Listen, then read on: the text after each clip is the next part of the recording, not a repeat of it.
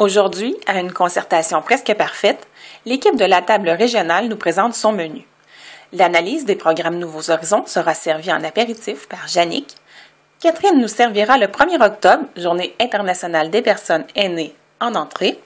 Martine a préparé leur plat de résistance avec la journée du 17 octobre, Journée internationale pour l'élimination de la pauvreté.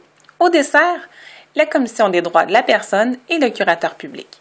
Le tout sera agrémenté d'un digestif d'entente spécifique. Je vous sers l'apéro. Parmi les mandats de la table régionale, on nous demande d'émettre notre opinion sur les projets Nouveaux Horizons afin de les remettre au comité d'analyse. Cette année, c'est 13 projets que le comité de la table a analysés. Je vais poursuivre avec l'entrée, la mise en bouche. Ensemble, reconnaissons les personnes aînées. Voilà le thème régional choisi à l'occasion de la Journée internationale des personnes aînées. Encore une fois, félicitations à toutes et à tous pour cette célébration où plus de 1000 personnes ont été rejointes. Pour l'entrée, en concertation avec toutes les personnes aînées qui ont participé aux activités organisées dans chacune des MRC, l'équipe de la table régionale donne la note de 10. Ça a été une magnifique journée. Je vous présente le plat de résistance, la journée du 17 octobre, la journée internationale pour l'élimination de la pauvreté.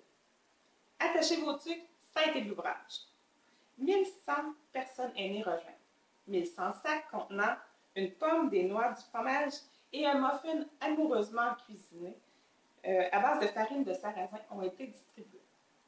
80 municipalités, 2 réserves indiennes, 23 paroisses, 41 OMH, des organismes œuvrant en sécurité alimentaire, les Chevaliers de Colomb, les Filles d'Isabelle, ont été interpellés pour cibler et distribuer les sacs aux personnes aînées. Un peu plus de 60 bénévoles ont participé à la distribution des sacs.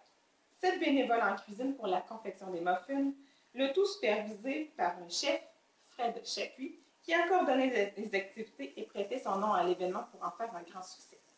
Plusieurs milliers de dollars en dons et en commandites, dont 3 725 $ de la Fédération des Caisses des Jardins, 500 $ du Syndicat des producteurs laitiers du Centre du Québec, le don d'une journée d'utilisation des locaux du CITAN, 16 kg de farine de sarrasin donnée par le Moulin Michel, 5 kg de canneberge donnée par Fruits d'Or, 12 douzaines d'œufs de la part du Syndicat des producteurs d'œufs du Centre du Québec, des pommes en quantité de la part du Verger des Bois-Francs, 500 sacs de 200 g de fromage offerts par la fromagerie Saint-Guillaume. Ça a été un grand succès. Pour ce plat de résistance, en concertation avec 1100 personnes aînées qui ont reçu un sac et de l'information sur les organismes d'aide de leur territoire, l'équipe de la table régionale donne la note de 8. À la fin du mois de novembre, nous offrions 2 desserts, une conférence du curateur public et une conférence de la Commission des droits de la personne à laquelle étaient conviées une vingtaine de personnes. Malheureusement, pour ce deuxième dessert, la crème a tourné. Pour cette raison, l'équipe de la table régionale, en concertation avec plusieurs participants qui se sont déplacés pour cette conférence à moitié réussie, nous donnons la note de 5.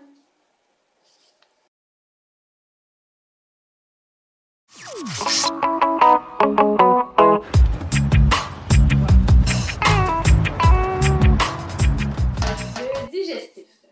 Puis, Jannick, on a-tu des nouvelles de l'entente spécifique? Ça devrait être signé avant Noël, là! Bon, bonne affaire de régler. On va pouvoir penser à d'autres choses durant le temps des fêtes, puis on va pouvoir se concentrer sur nos dossiers à retour.